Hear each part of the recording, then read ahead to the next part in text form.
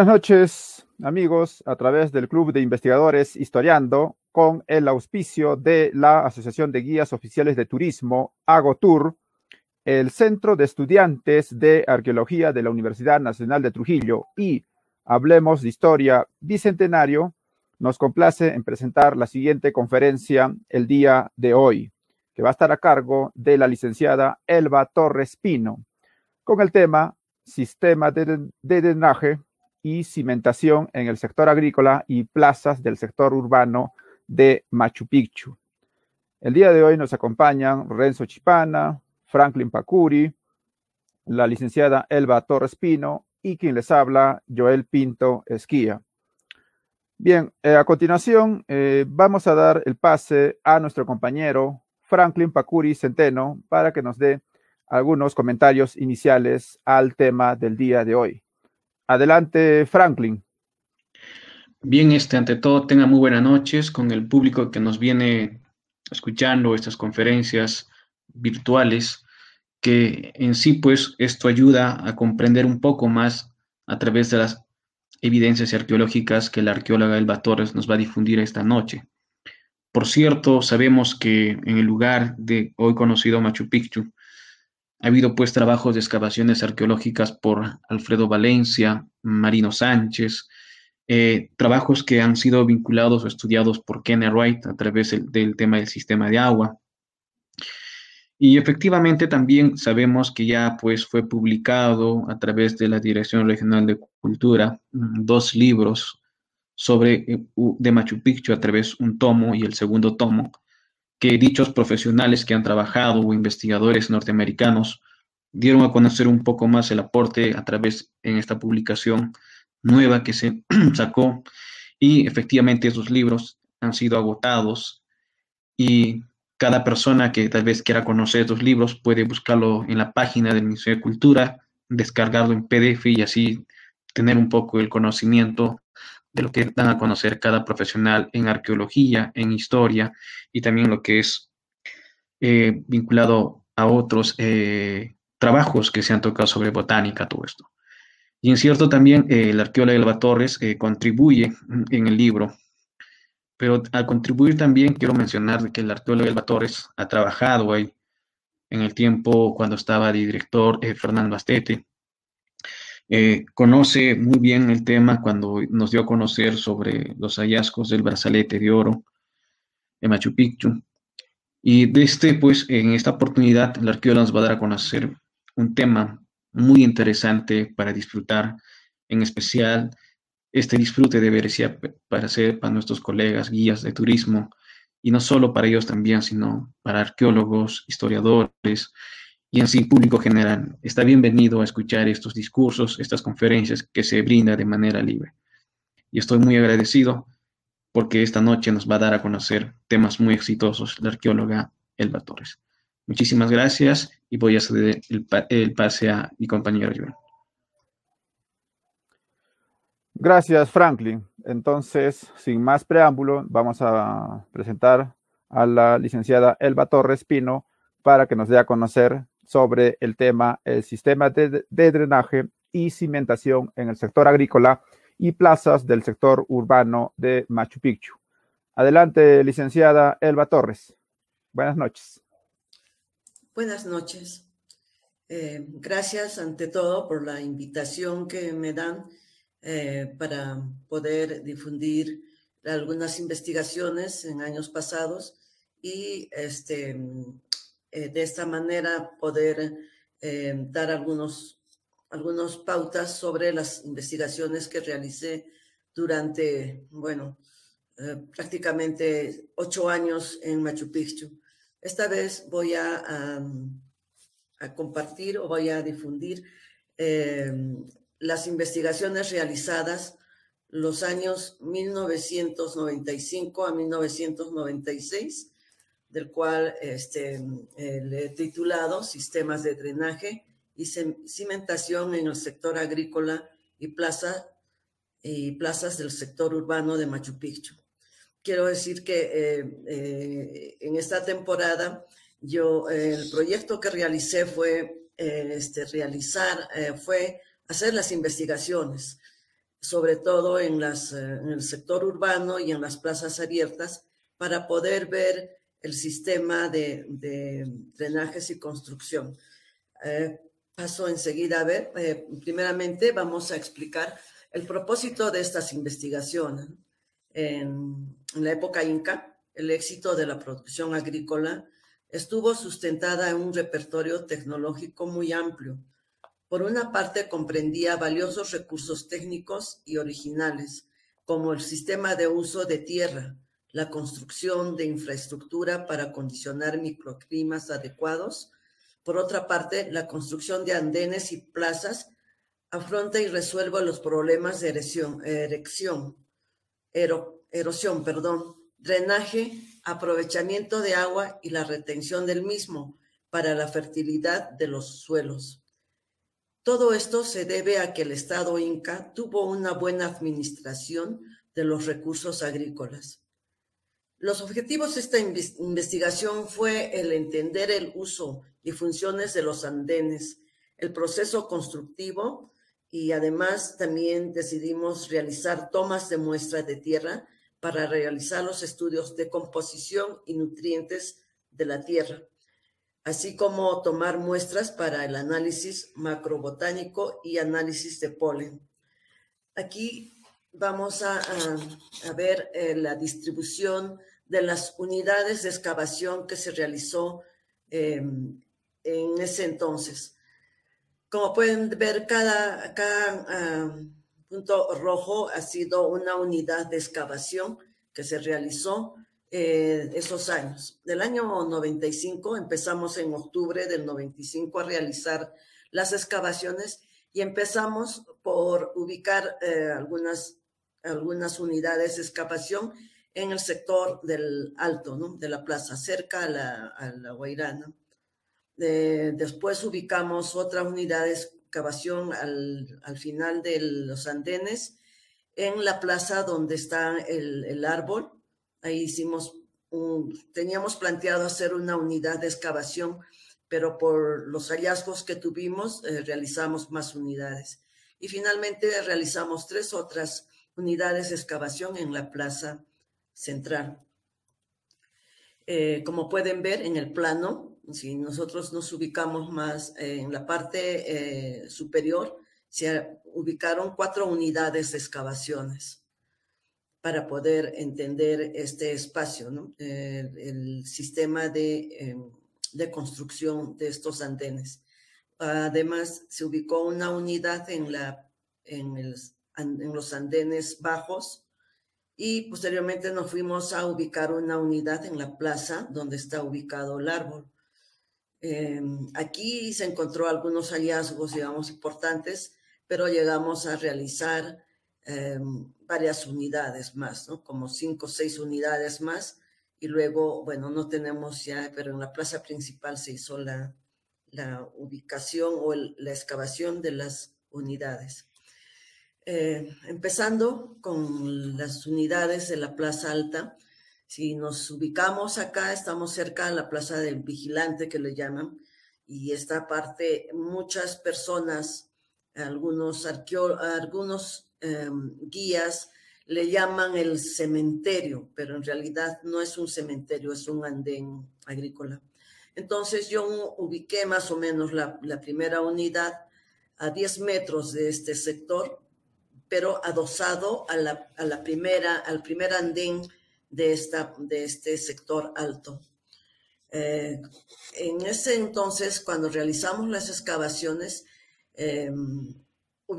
empezamos a identificar primero una capa orgánica, ¿no?, que es la capa más fértil en donde se desarrollan los cultivos, ¿no? Aquí encontramos algunos, muy poco fragmentos de cerámica, porque tenemos que entender que es un andén. Y después de esta unidad de humus, pudimos identificar una capa de arena fina de un color amarillento, que, bueno, ¿qué pasa aquí? Primero, un andén necesita de un componente orgánico para poder hacer el cultivo. Pero si no tiene un buen drenaje, las plantas no podrían crecer, ¿no? Entonces, el exceso de agua, por ejemplo, va filtrando por esta capa de arena, el cual después va bajando a otra capa más gruesa de piedras y cantos para finalmente filtrar la tierra al subsuelo. Y al momento de filtrar esta tierra, expulsar el exceso de agua, lo manda al siguiente andén, ¿no? Y así sucesivamente va mandando y va filtrando el agua para tener la cantidad necesaria que requiere una planta en el cultivo. Entonces, más o menos en toda la descripción que voy a hacer, van a observar que finalmente Machu Picchu está compuesto prácticamente por 3 a 4 capas de tierras en las partes agrícolas, ¿no? Esta es una unidad que más o menos ubicó acá. Si pueden ver, este es el muro de este primer andén, ¿no? Entonces yo adosé a ese muro y ahí se realizó esta excavación. La segunda unidad, como pueden ver, también nos está mostrando unas capas de material orgánico, arena y finalmente un poco más arena, orgánicos y más abajo las piedras, ¿no? Este es un sistema que se ha utilizado mucho en todos los andenes. Como pueden observar acá, son otras unidades en la misma plaza. Entonces, bueno, por estos momentos voy a explicar con estas fotos cómo va yendo el proceso del discurrir de las aguas y los drenajes de los andenes, ¿no?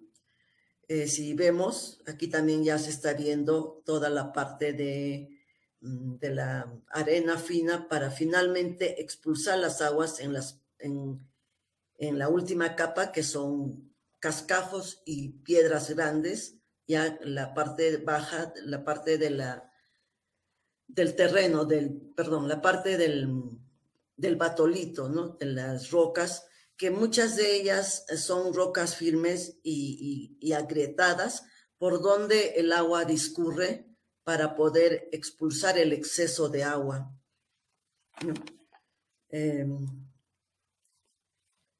Y bueno, sucesivamente el agua va discurriendo entre una y otra, otro andén, y además de ello, solamente utiliza el agua necesaria para poder, para que las plantas puedan crecer y el exceso se expulse, ¿no? Otra unidad que se puso, que se realizó es al final del andén, de los andenes bajos, para seguir viendo si tenían la misma composición de la tierra. Y vemos que es igual, ¿no? Su capa de material orgánico, una capa de arena fina para que expulse el exceso de agua, una capa de material de piedras más gruesas y finalmente expulse el agua. Pero, a ver, si vemos, digamos, la composición de un andén es más o menos esta. Vamos a compararla como una maceta, ¿no? Cuando nosotros tenemos una maceta, primero ponemos un cascajo en la parte baja, le ponemos un poco de arena, de tierra más gruesa o arena, y finalmente recién el humus o la tierra orgánica. Esa es más o menos la función de este proceso constructivo que hicieron los incas, ¿no? Si vemos, este es el muro, primeramente acá es el muro, el primer andén, ¿no? Y bueno, acá la primera capa, como digo, la tierra de color humo, compacta, generalmente con un aproximado en las excavaciones que hicimos entre 60 a 80 centímetros. Luego tiene la capa de arena fina, de color marrón amarillento. tiene también una profundidad entre 40 y 60 centímetros promedio. Y finalmente llegamos al cascajo o a las piedras gruesas, las piedras ya que permiten que el agua discurra más fácilmente para poder expulsarlo hacia el siguiente andén. Entonces, ¿qué nos está implicando? ¿Qué nos está diciendo esto? Que los incas tuvieron la idea, o sea, conocían el sistema de drenajes y de constructivos para poder utilizar estos andenes. Por otro lado, en las mañanas, en el transcurso de la mañana, estos andenes reciben directamente los rayos solares. Entonces, las aguas pluviales que, digamos, llegan al sitio y el exceso de agua lo expulsan, ¿no es cierto?, hacia las partes, hacia los drenes, pero en las tardes o en la noche, este andén no queda como vamos a decir, como una especie de, se siente un poco más caliente, como si fuera un invernadero, entonces hace que las plantas estén conservadas, ¿no? Y además, si digamos no hay lluvia o no hay mucha agua, entonces las aguas que estaban en la parte baja empiezan a subir y a drenar y digamos, a irrigar nuevamente el andén. Esa es una función que supieron manejar los incas, por eso gran parte de los andenes de cultivo van a observar que están orientados hacia el lado oeste. Hay otros andenes que están hacia el lado oeste, pero generalmente son andenes de contención. Entonces, vemos la gran tecnología, el conocimiento tecnológico que tenían los incas para poder hacer sus andenes.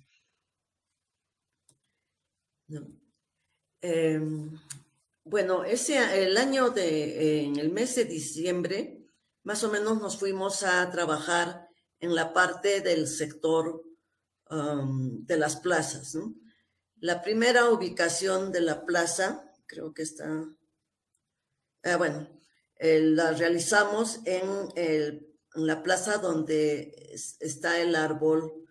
Se nos ocurrió, bueno, por tácticas que realizamos, ubicamos una unidad de excavación ahí, pero por los hallazgos que hicimos empezamos a ubicar más unidades de excavación, ¿no? Y esto nos llevó a determinar algunos hallazgos que adelante les explicaré.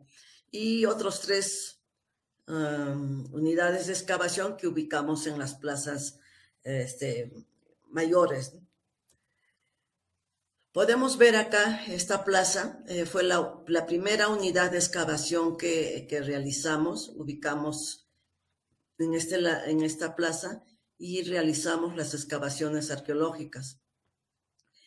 Mientras hacíamos solamente esta unidad, llegamos a evidenciar una serie de piedras, digamos, de tamaños más grandes, como estas, hacia el lado sur, ¿no? Y empezamos a ver que había una línea de piedras como si fuera un muro, ¿no? Entonces empezamos a hacer una exploración y realmente ubicamos que era un muro subterráneo que estaba ubicado en este sector, ¿no?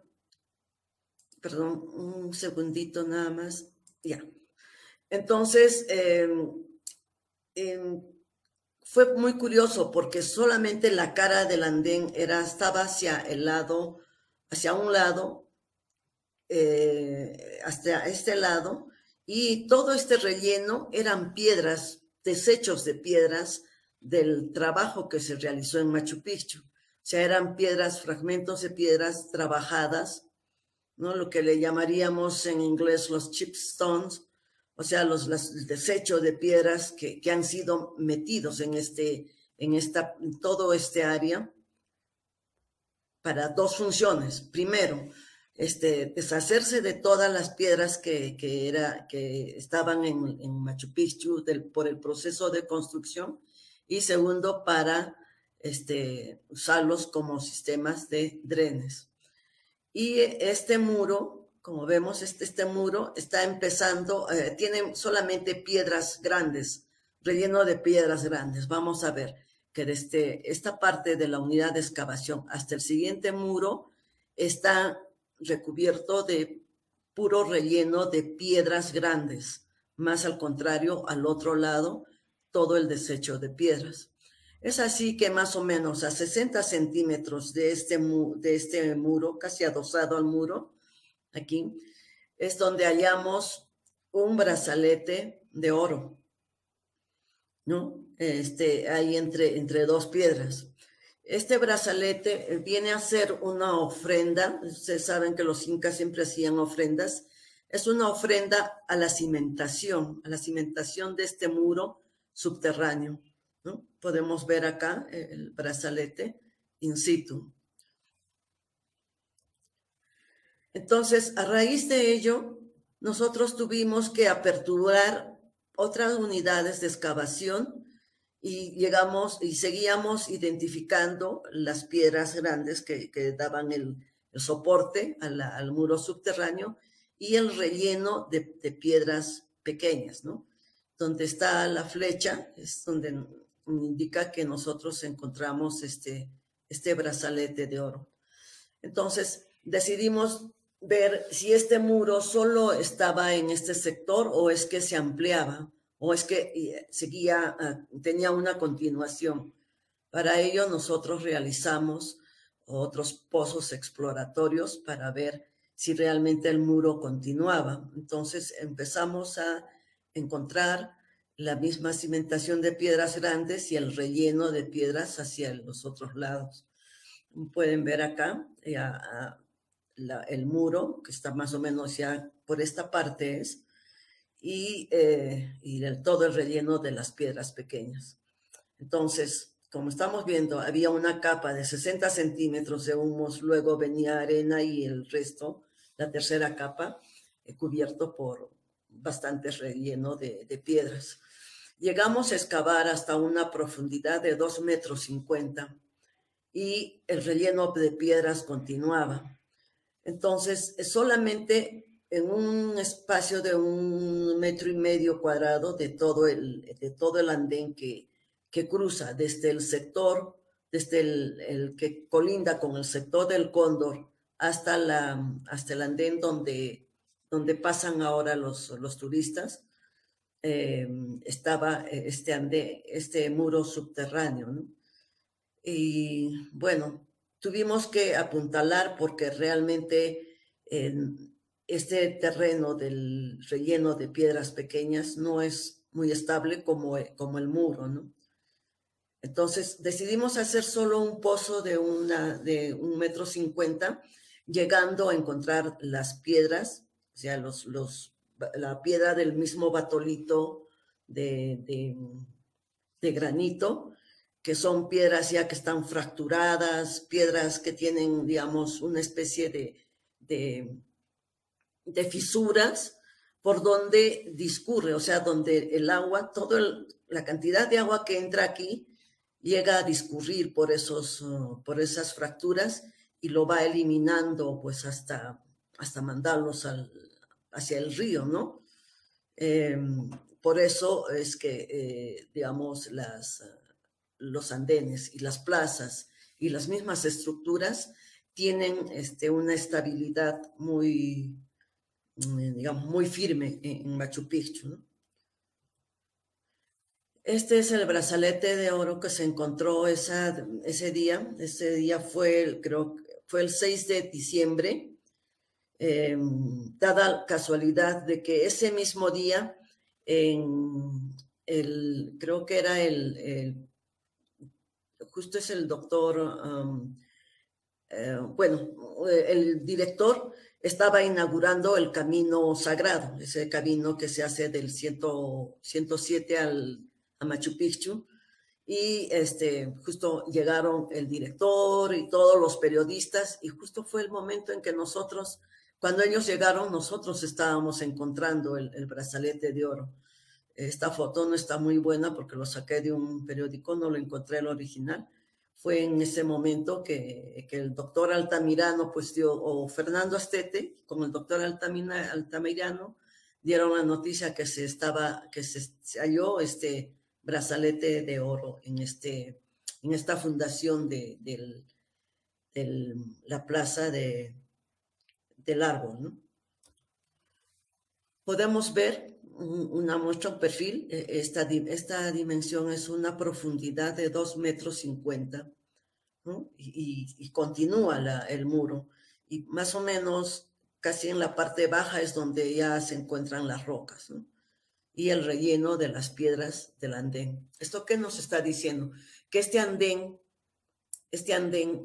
servía de contención para todo el peso del relleno de las piedras hacia el siguiente andén exterior, ¿no? El que se conoce saliendo más o menos por donde, por el sector del área de reserva, ¿no?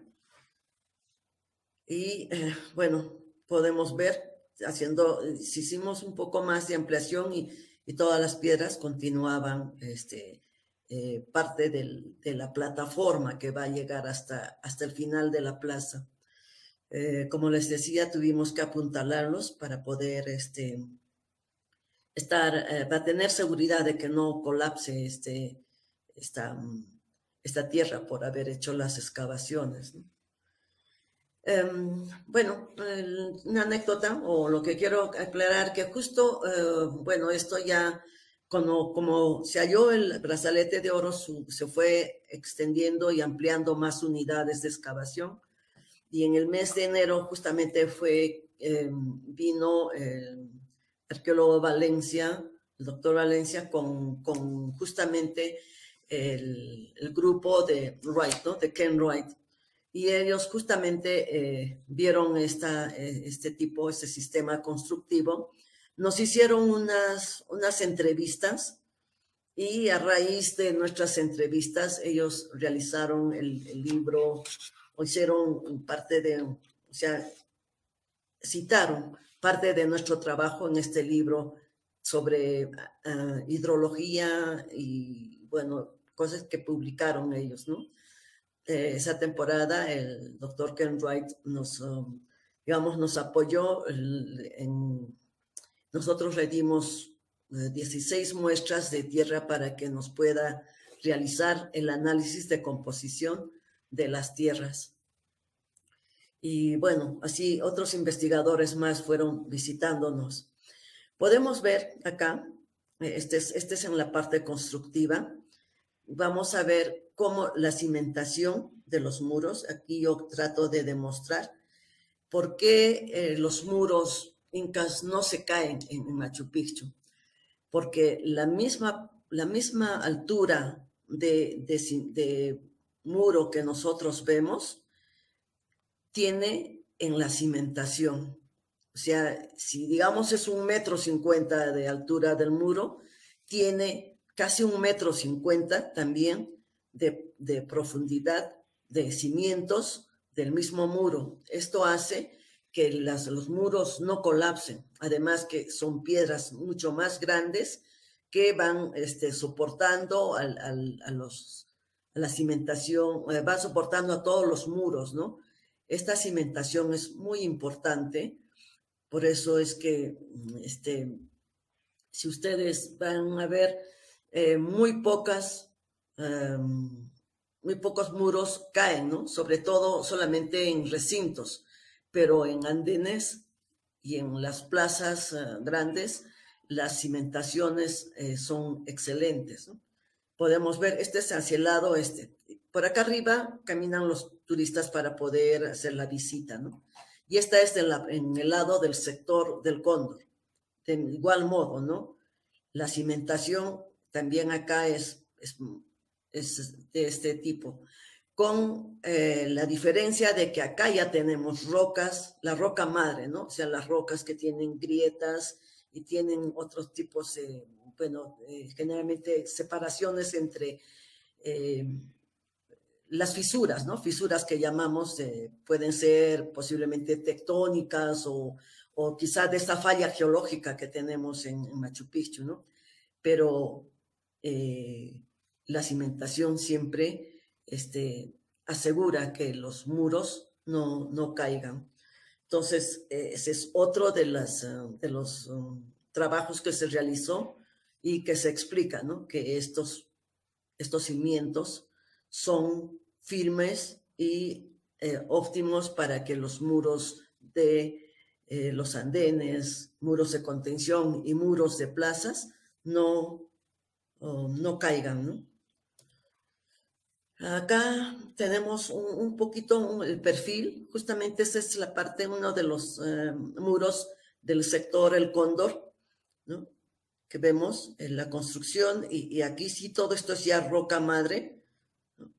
Y viene, todo esto es la parte, digamos, orgánica, el relleno de las piedras, y como vemos, ese pozo que yo les expliqué, que hicimos un poco más profundo, porque este es el muro subterráneo, es el que nos está indicando que estas piedras pequeñas son los que, digamos, permiten que haya unos buenos drenajes, expulse el agua por todas estas grietas de las rocas, y esta plataforma que va a continuar después del muro, una plataforma de piedras grandes hasta el siguiente muro exterior que se observa, ¿no?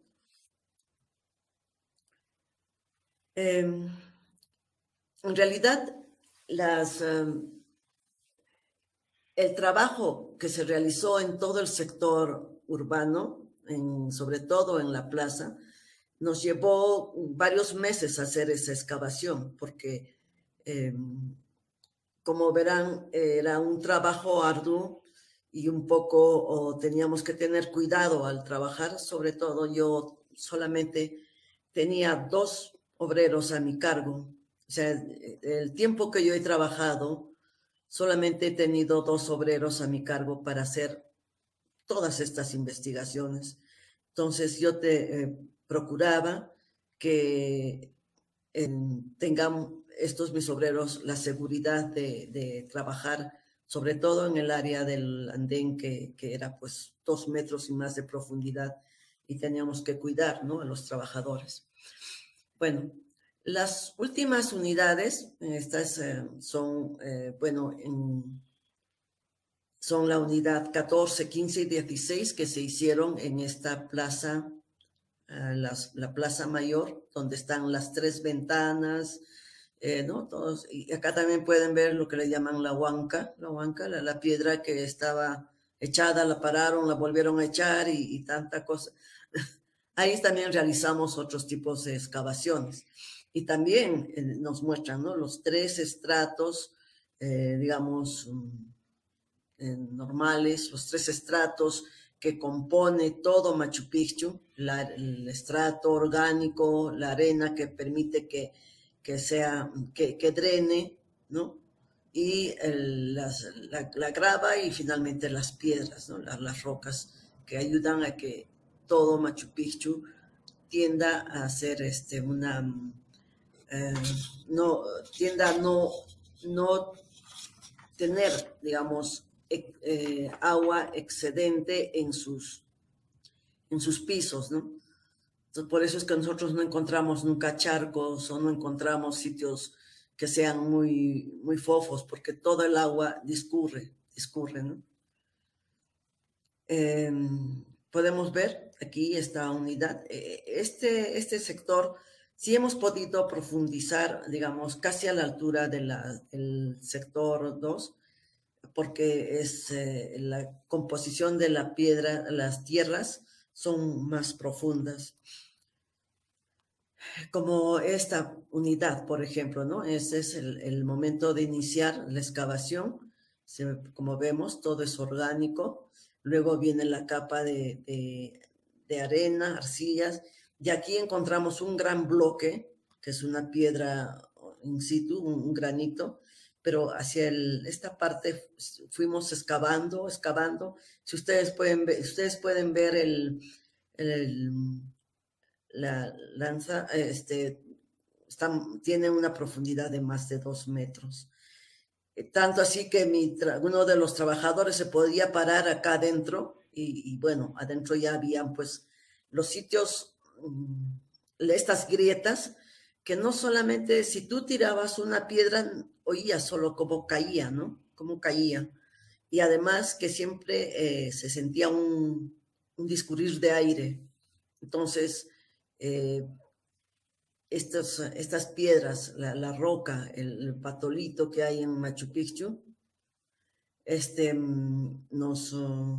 nos permite conocer que realmente si hay un exceso de agua, va a discurrir hacia las partes más profundas.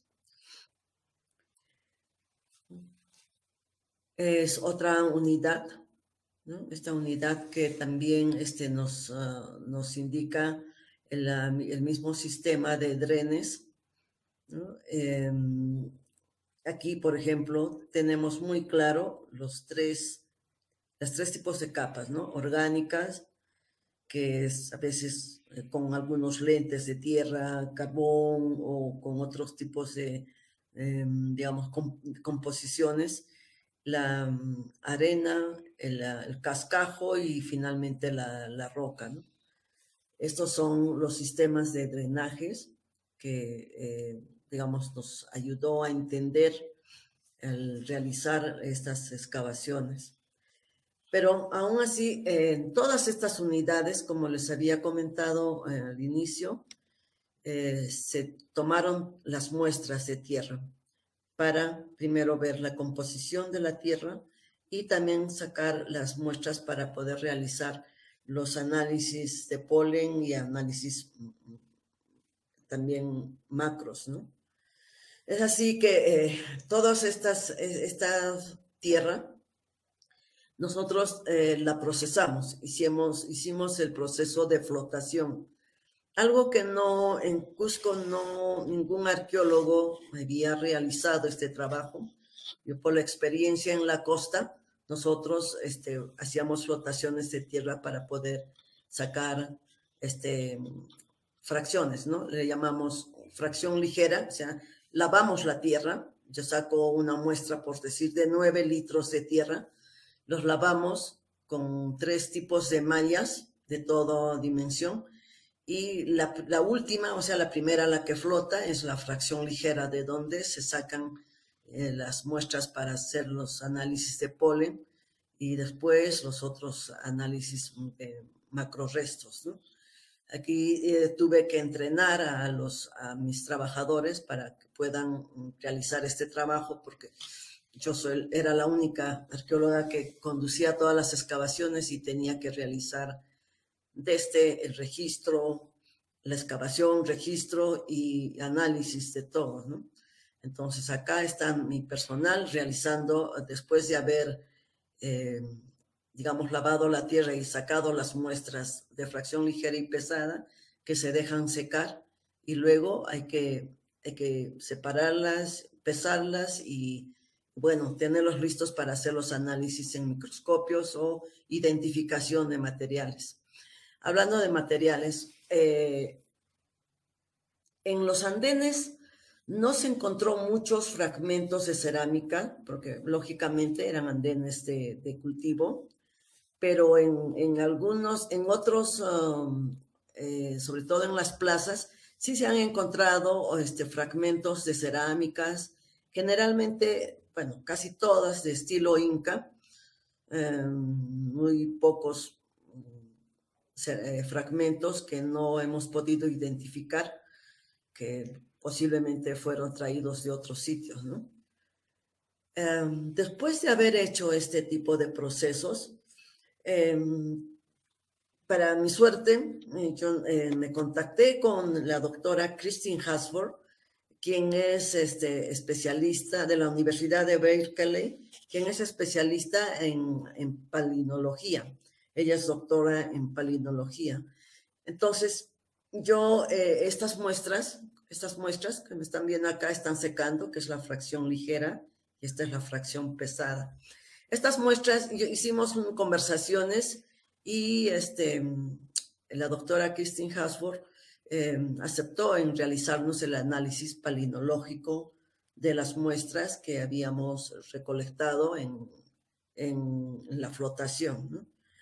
Y bueno, él ya nos hizo el trabajo de sacar los análisis de polen y análisis de macrorestos. Solamente he sacado estas dos porque no las tenía en original, solo están en fotocopia.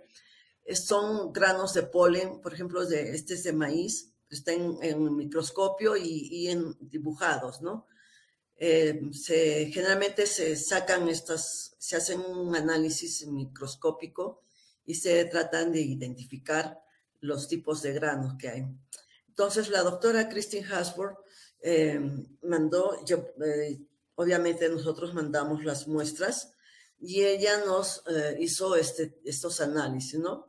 El análisis de polen y los análisis macrobotánicos de las muestras del sector agrícola de Machu Picchu. Entre lo que encontró ella, este análisis de polen y macrobotánicos lo realizó y paleoetnográficos lo realizó la doctora Emily Drum de la Universidad de California, bajo la supervisión de la doctora Christine Hasworth.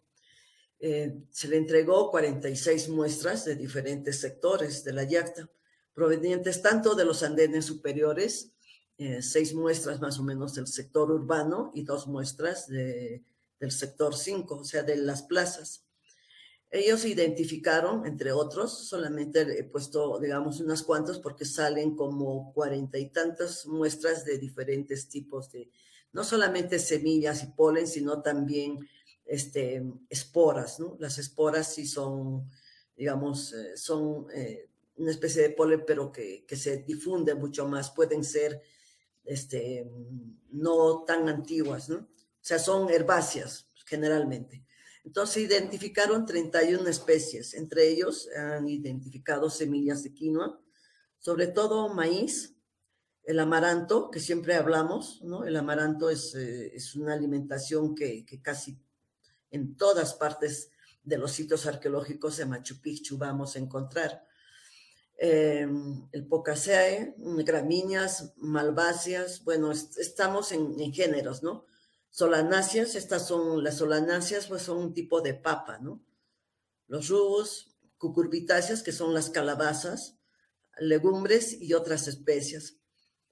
También se identificaron en polen, o sea, estos son en polen, ¿no? Polen de maíz, de quinoa, birraca, la intimpa, que es una planta oriunda de Perú, y achiras, ¿no? En el sector 2 se hallaron abundantes plantas de maderos. Esto es generalmente han sido plantas o pedazos de maderos quemados y semillas carbonizadas. La doctora Mildrum dice que posiblemente, bueno, ella entre sus conclusiones nos dice que podrían haber habido algún tipo de ceremonias en estas plazas, ¿no? Que posiblemente quemaban maderos o quemaban algunas semillas, algún tipo de ceremonia que hacían en estas plazas, porque es repetitivo, ¿no? Se encuentra bastante, en todas las muestras del sector 2, encuentra bastante material de maderos y semillas quemadas. Entonces ella dice que posiblemente pues estaban realizando algún tipo de ceremonias en estas plazas, ¿no?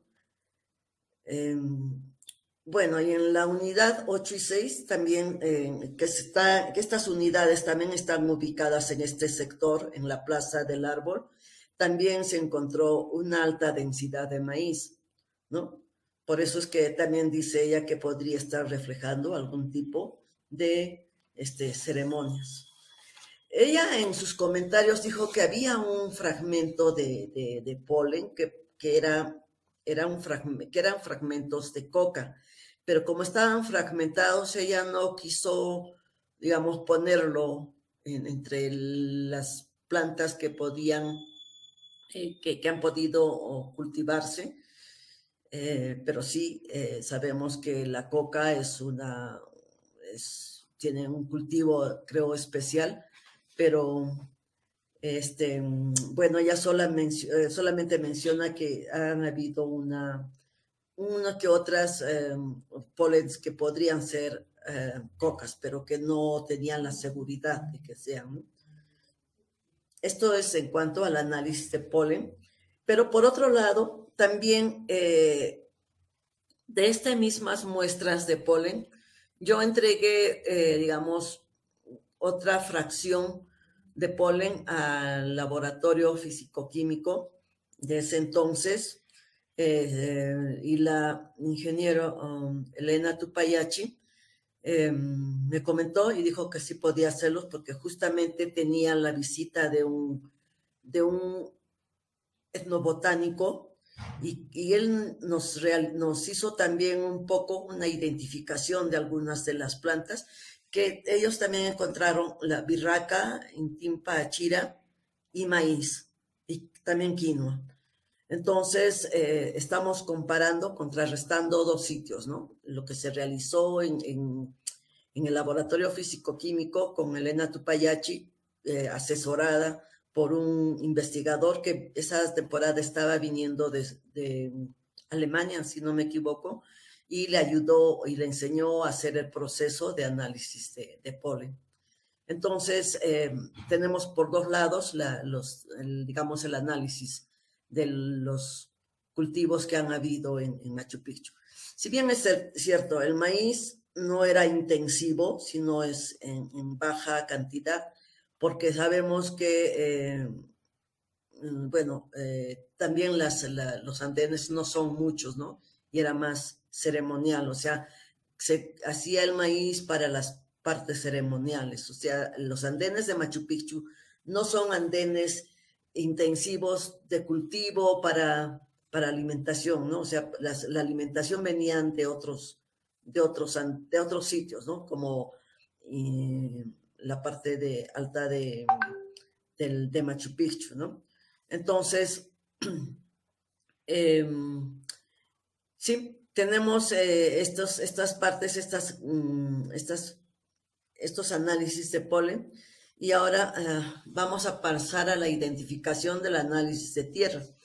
Como les había indicado antes, justamente el ingeniero Ken Wright y su equipo, más su esposa, nos visitaron en diciembre del año 95, justo cuando a poco tiempo de que se había descubierto el brazalete.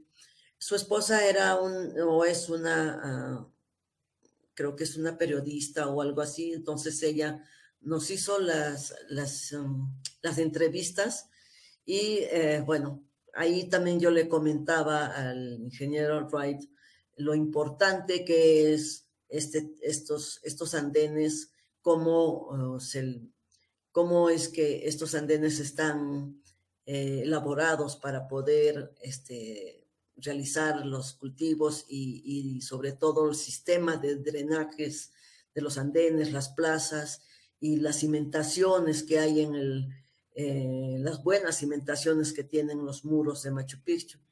Entonces, con ellos también se hizo un acuerdo, esa vez sí, se hizo un acuerdo con el Ministerio de Cultura, y ellos sí llevaron 16 muestras de los análisis de las tierras de los andenes y de las plazas centrales. Entonces, después nos enviaron un documento dándonos los resultados, ¿no? Las tierras de Machu Picchu tienen al menos como 40 composiciones de tipos de materiales, ¿no? Entre sus resultados preliminares, nos dicen que, bueno, la tierra tiene un pH ideal, ¿no? Que permite el crecimiento de las plantas. El nivel de porcentaje del material orgánico sí es alto, porque como lo habíamos dicho, tiene un buen potencia de material orgánica. Los resultados de las muestras del subsuelo nos indican que tiene una alta permeabilidad. Se está refiriéndose a la arena, la tierra que hace que el exceso de agua lo discurra, permita drenar, eliminar el exceso de humedad, ¿no? La capacidad del subsuelo está compuesto por arena y gravas, y por otro lado indica que la composición del suelo tiene 21 componentes, como les decía, o sea, tiene hierro, tiene un poco de cobre, tiene, bueno, no le he puesto eso porque es mucho que decir, ¿no? Pero finalmente el tipo de tierra que tiene Machu Picchu es óptimo para realizar estos cultivos, ¿no? Bueno, llegamos a las conclusiones a las cuales yo arribé esa temporada, donde indico que los sistemas de andenería en el sector urbano 2 y el sector 5 reducen las pendientes de las laderas. ¿Qué quiero decir con esto? Que la andenería, hacer la construcción de andenerías, hace que Machu Picchu no sea pues no sea muy grave, ¿no? O sea, que las pendientes no sean fuertes, sino el sistema de andenerías permiten a que no haya erosión cuando hay las precipitaciones pluviales. La distribución de aguas pluviales son rápidamente drenados gracias a la disposición del material de relleno. Las capas finales de las plataformas están compuestos por grandes bloques de piedra, con una potencia hasta de más de 2 metros, lo que permite una excelente infiltración de aguas pluviales, lo que llega al afloramiento rocoso y siendo evacuadas hasta el río. Los desechos de fragmentos de piedras, de trabajos de cortes de piedras fueron enterrados en el subsuelo, como los adosados al muro subterráneo, con el propósito de ser parte del drenaje y para liberar los escombros de las canterías. La orientación de una gran parte de los andenes, les permite recibir mayor cantidad de rayos solares que mantienen una temperatura adecuada para los cultivos durante la noche y contribuyen a la oxigenación. Finalmente, la cimentación de los muros de los andenes y plazas muestran la misma dimensión de los muros expuestos, lo que nos sugiere el esfuerzo humano que llega en lograr la estabilidad de estos.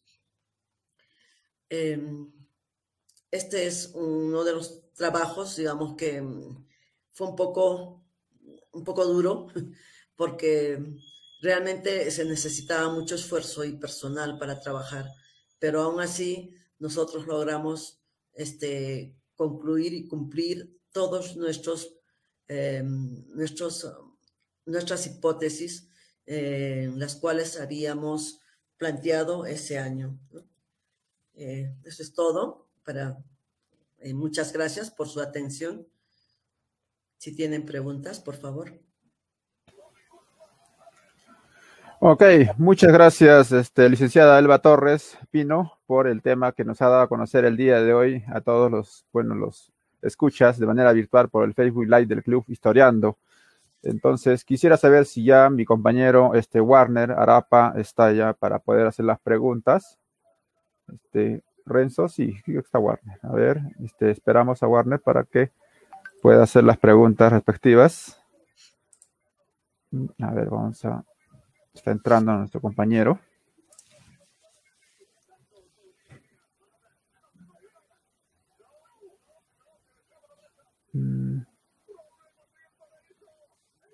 Bueno, mientras va ingresando nuestro compañero, iremos haciendo la primera pregunta en todo caso, para que no nos quedemos como se dice, ¿no?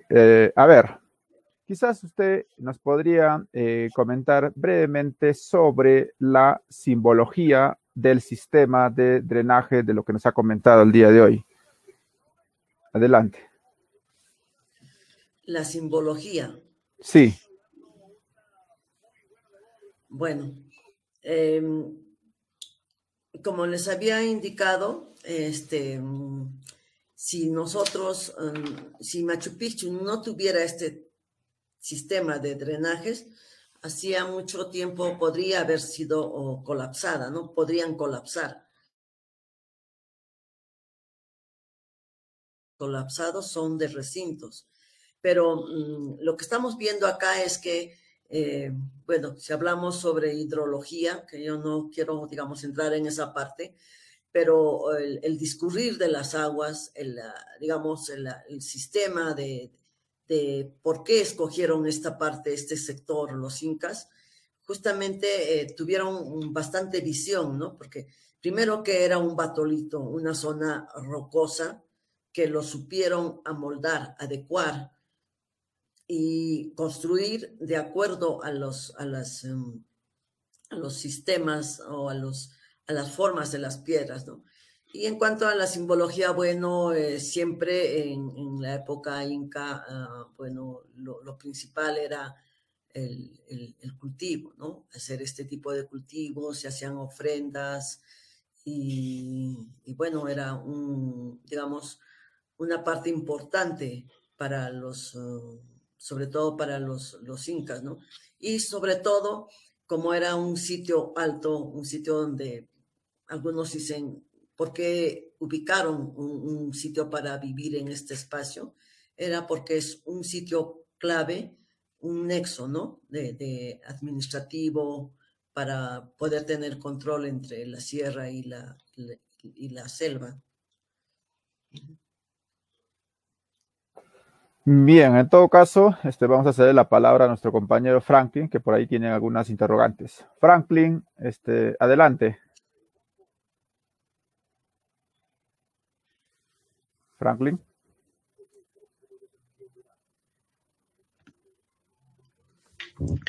Bien, justo quería, arqueóloga, consultarle. Bueno, primero también agradecer el discurso que nos ha brindado, porque en sí estuve viendo de manera detenida los trabajos que ha realizado a través de la parte agrícola.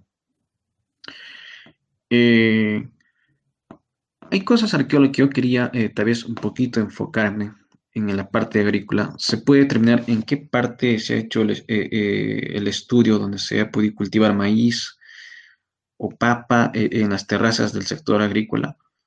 ¿O ha sido a través del polen que se ha demostrado? Porque yo me gustaría tal vez ver esa forma, en qué parte se encontró el maíz o estas cosas para tal vez transmitir, digamos, a un cliente que es, digamos, un visitante que viene a Machu Picchu. Y por otro lugar, tengo una duda que todavía estuve revisando.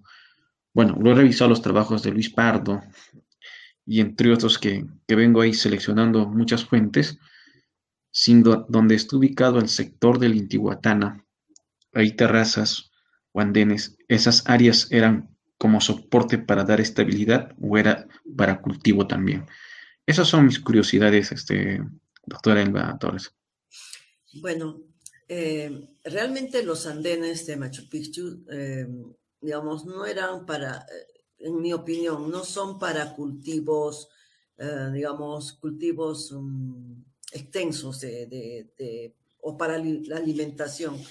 Yo creo que estos andenes son más andenes, digamos, para tener partes ceremoniales como el maíz, quizá la coca no hemos encontrado, bueno, no hay evidencias, pero es una mínima cantidad de cultivo que hay.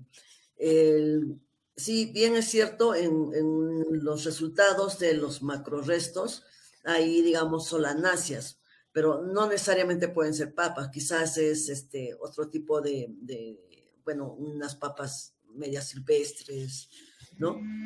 Pero en mayor cantidad dicen que están los maíz. Si nosotros hacemos una mención o vemos los andenes, no es, digamos, estos andenes no servirían para la alimentación de lo que nosotros calculamos en Machu Picchu, que podrían haber alrededor de 500 personas, ¿no? Solo vivían más o menos por ahí. Entonces, exactamente, yo no te puedo decir en qué parte, en qué andén lo han digamos, han encontrado. o solamente están a nivel de, bueno, polen, o sea, habrían sido cultivos pequeños, me imagino, ¿no? Pero no es como para un sustento de, digamos, de alimentación de un grupo poblacional, ¿no? Tenemos que entender, tenemos que acordarnos que la gente que estaba viviendo en Machu Picchu, en gran mayoría era la gente que estaban, los trabajadores que estaban haciendo el proceso de construcción de Machu Picchu, ¿no? Y que estaban, generalmente, casi todos ellos estaban trabajando en la adecuación de Machu Picchu, ¿no? Todavía no se había terminado de construir Machu Picchu. Entonces, su nivel de cultivo sería, digamos, muy bajo, ¿no? En cuanto a los andenes del sector que me dices, del Intihuatana para abajo, esos andenes no son andenes de cultivo, son andenes de contención para poder optimizar la estabilidad del sitio arqueológico, ¿no? Desde el sitio de Machu Picchu. Esos andenes, más los andenes que están hacia la parte, digamos, la continuidad, los que van hacia el puente Inca, todos esos andenes son de estabilidad. Arqueóloga, una duda que tal vez esto nos puede ayudar un poco a comprender, tomando a través el criterio o los trabajos, análisis que hace el arqueólogo Alfredo Valencia Segarra. Bueno, no lo he conocido, dicho profesional, pero sí a la esposa lo he conocido. Hemos tenido unos intercambios hace años, estoy hablando hace 7 años que dialogamos algunos temas. Y mi duda era, pues, cuando yo venía repasando el texto de Alfredo, porque en sí se nos va siempre de la mente, lo estuve repasando el libro, y ahí el doctor Alfredo Valencia en dicho trabajo indicaba donde está el sector de las agriculturas, hay unas edificaciones que hoy se le ha bautizado llamarles colcas, y Alfredo llegaba a indicar de que la gente que se dedicaba en el trabajo de la agricultura vivían cerca a ese factor agrícola, dice que no vivían dentro de la población del sector urbano o en otros lugares. Entonces, eso me ha hecho pensar si lo que dijo Alfredo podría ser válido o no podría ser válido para comprender de las personas que trabajaban, probablemente hayan sido los Yanaconas o los Mi'kmaq, o vivían en esas viviendas también, o eran uso, digamos, de vivir y también eran almacenes. Eso era mi consulta arqueóloga también. Sí, por ese lado, ese sector de las colcas, vivían los Mi'kmaq. Bueno, cuando yo realicé investigaciones en las canteras, pude identificar los sitios donde vivían los Mi'kmaq, ¿no? Ellos ocupaban viviendas circulares, espacios temporales, no vivían en estos recintos, bueno, que están con sus tijerales y todo esto, no, sus recintos eran temporales y generalmente circulares. Si tú pasas por ahí, seguro que pasas todos los días por donde está la cantera, hay un recinto circular, ¿no? Por esos lados, yo creo que se ubicaban los Mi'kmaq, los Yanaconas, los Mi'kmaq, las personas que trabajaban, ¿no? Que estaban haciendo los trabajos. Y de hecho que en alguna parte de Machu Picchu debía estar destinado espacios donde se guarde la alimentación, ¿no? Entonces a eso el doctor Valencia se refería, ¿no? Él hizo, creo, unas excavaciones por esta parte la parte del Cóndor, un poco más hacia la parte baja, que también le decía que había, digamos, depósitos de maíz y estas, bueno, de productos, ¿no? Incluso se encontró bastantes restos de cuy, creo que encontró él en alguna temporada de su excavación. Muchísimas gracias, arqueóloga. Eso es. Bien, no sé si ya puede mi estimado amigo Warner entrar. A ver, Warner, si nos escuchas. Sí, te escucho. Ahí está apareciendo. Buenas noches, Warner, adelante. ¿Qué tal? Muy buenas noches, ¿cómo están? ¿Todo bien? Buenas noches. Buenas noches, arqueóloga. Acá Ahí. tengo un par de preguntas, por favor.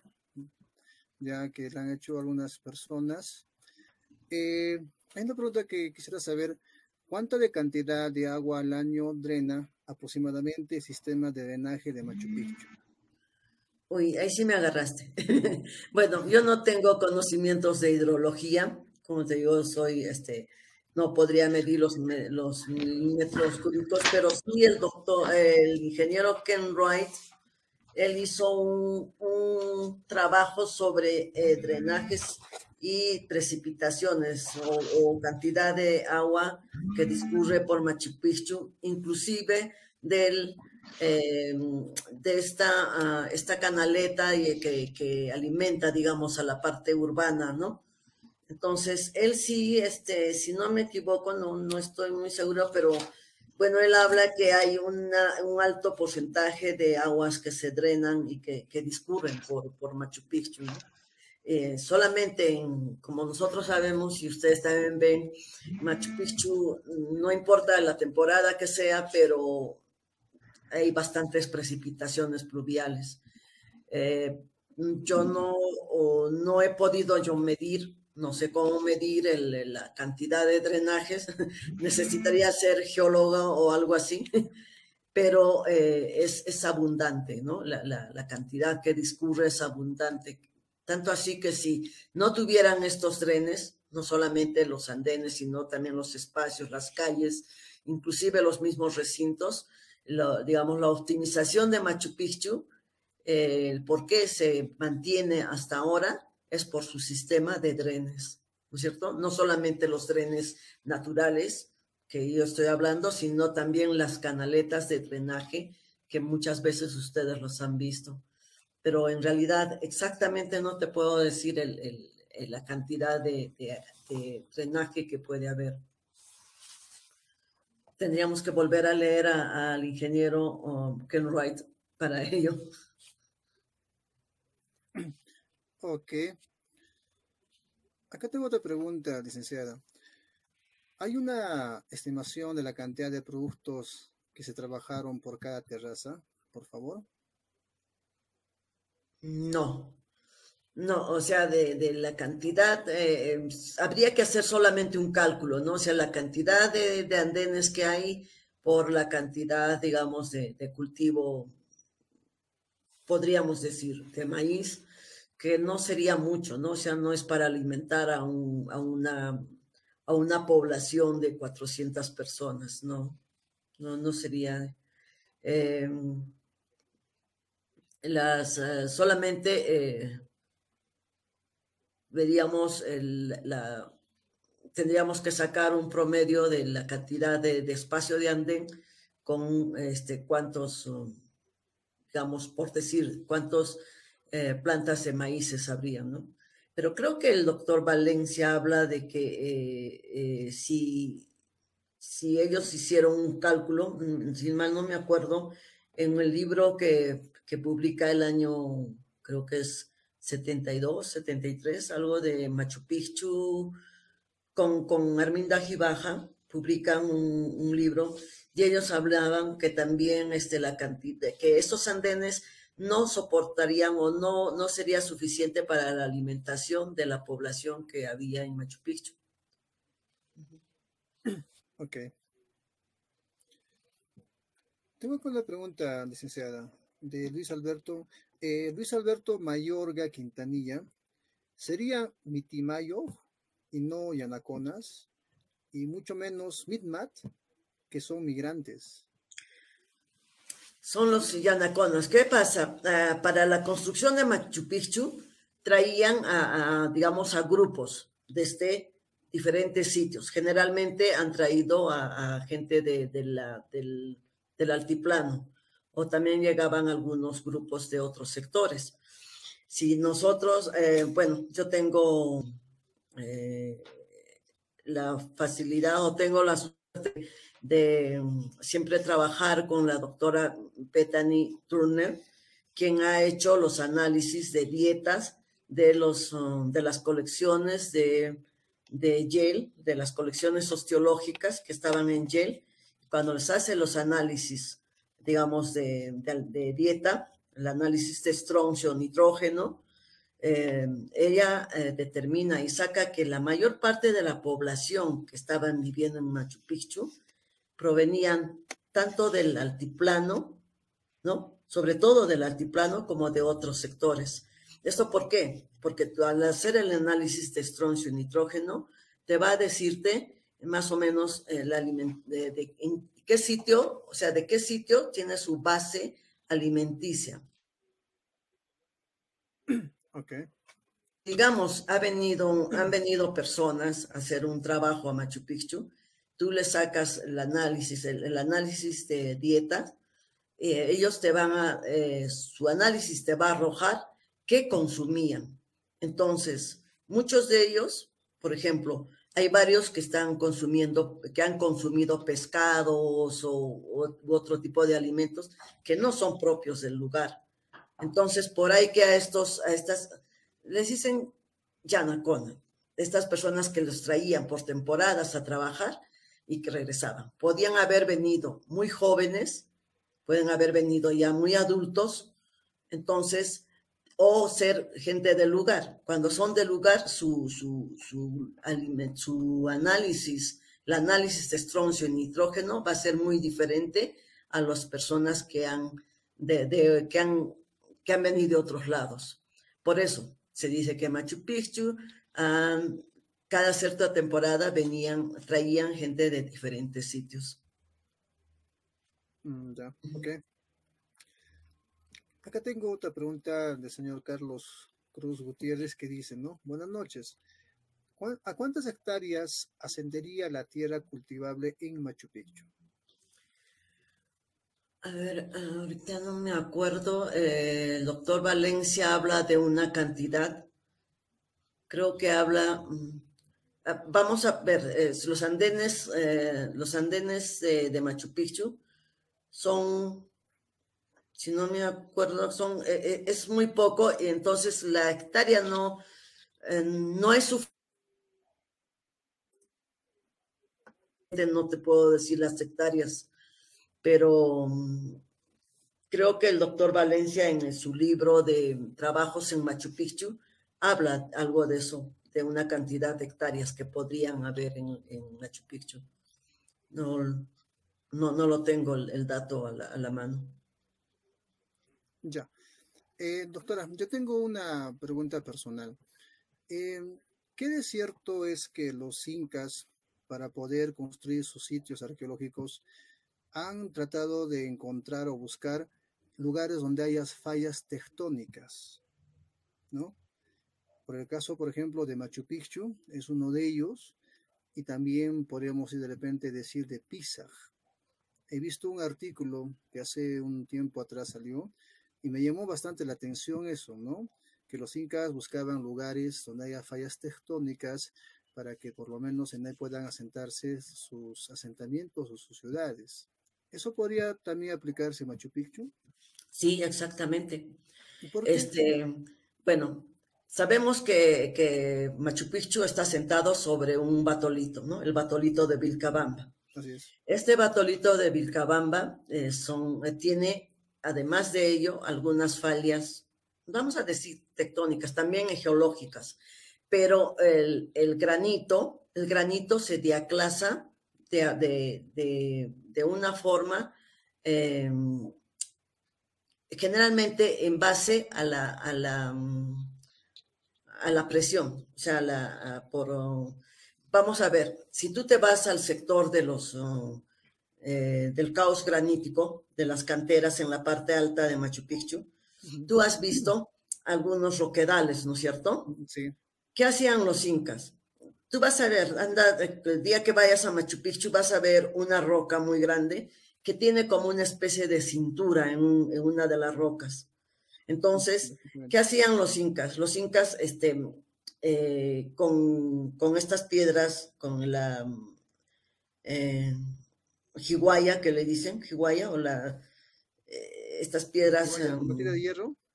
Sí, con esos son sus materiales de percusión. Van percutiendo la piedra hasta adelgazarlos, ¿no? Generalmente ustedes ven piedras que estén en plano inclinado. Entonces, al momento de hacer la devastación alrededor de eso, por la gravedad, la piedra va a colapsar.